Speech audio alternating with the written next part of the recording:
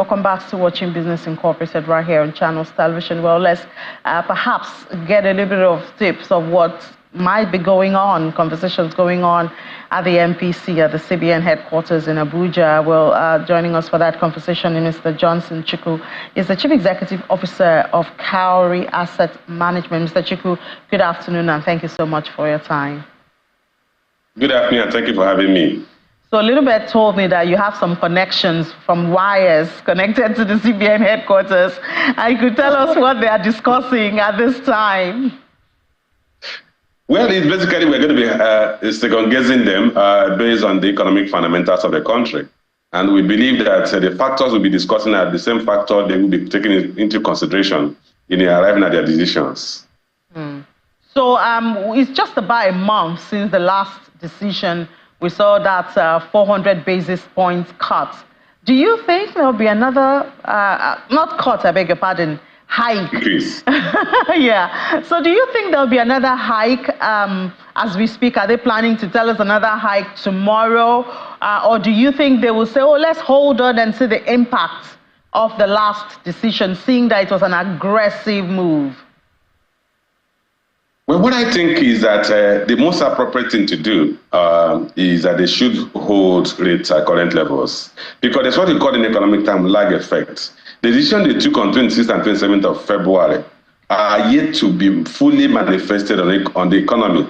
So if you take another decision now, you can't say that you have weighed fully the impact of the decision you took a month ago. Remember that the MPC meeting is supposed to be held every 2 months.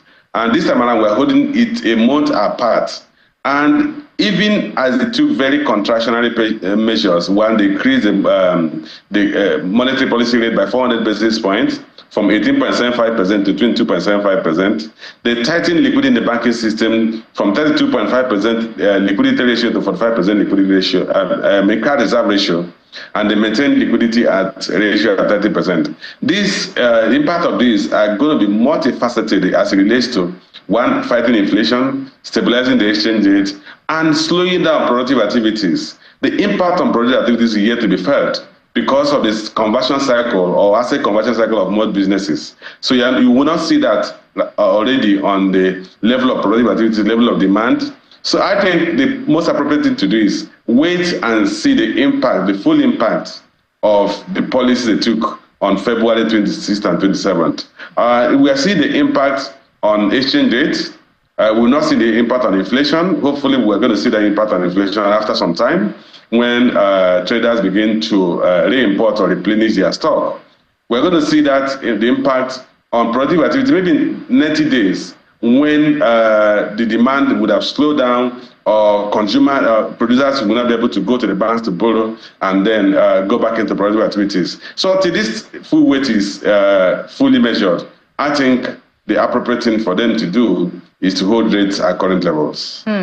So you did mention that we know that normally, even before now, the meetings used to be bi-monthly.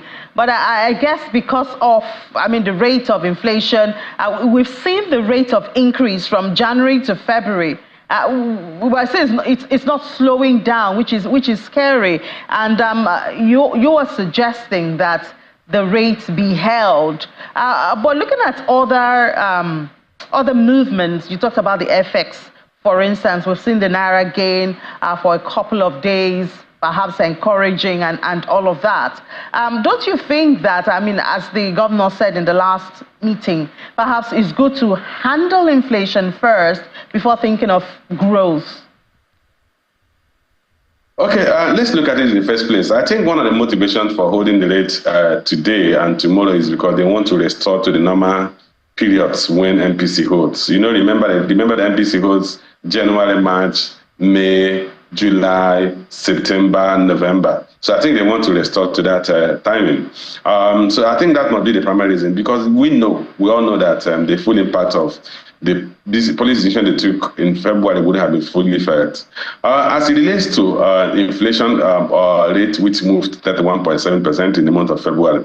Remember, inflation is measuring year-on-year price movement. So the February inflation was based on price changes between February 2024 and the price levels as of February 2023. So you can clearly see that the policy they took or the policy decision they took on February 27th had no impact, had no relationship with the February inflation rate, because that measured what price levels, price changes between February 2023 and February 2024. So that, having said that, there are some variables that could be impacted immediately when critical decisions of the very severe nature they took are taken. For instance, the issue of exchange rates. When you withdraw liquidity from the system, automatically there won't be liquidity for businesses.